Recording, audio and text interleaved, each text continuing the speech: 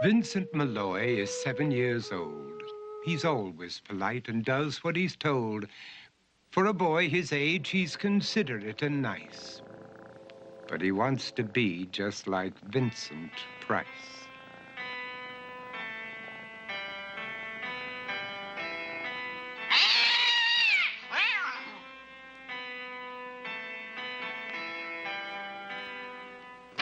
He doesn't mind living with his sister, dog, and cats, though he'd rather share a home with spiders and bats.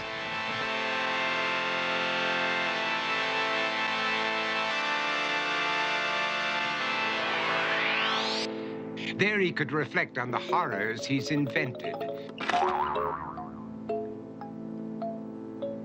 and wander dark hallways alone and tormented.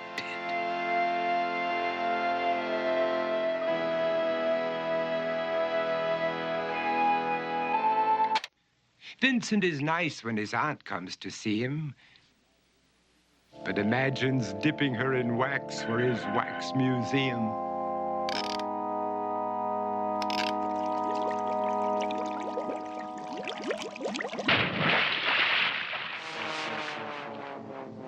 He likes to experiment on his dog, Abercrombie, in the hopes of creating a horrible zombie. So he and his horrible zombie dog could go searching for victims in the London fog. His thoughts, though, aren't only of ghoulish crime. He likes to paint and read to pass some of the time. While other kids read books like Go, Jane, Go, Vincent's favorite author is Edgar Allan Poe. One night, while reading a gruesome tale, he read a passage that made him turn pale. Such horrible news he could not survive, for his beautiful wife had been buried alive. He dug out her grave to make sure she was dead, unaware that her grave was his mother's flower bed. His mother sent Vincent off to his room. He knew he'd been banished to the Tower of Doom, where he was sentenced to spend the rest of his life alone with the portrait of his beautiful wife. While alone and insane, encased in his tomb, Vincent's mother burst suddenly into the room. She said, "If you want to, you can go out and play. It's sunny outside and a beautiful day."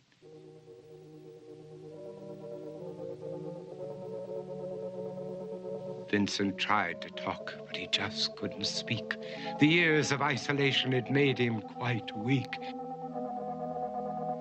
So he took out some paper and scrawled with a pen, "I am possessed by this house and can never leave it again." His mother said, "You're not possessed and you're not almost dead. These games that you play are all in your head. You're not Vincent Price, you're Vincent Malloy. You're not tormented or insane, you're just a young boy. You're 7 years old and you are my son. I want you to get outside and have some real fun." Her anger now spent, she walked out through the hall.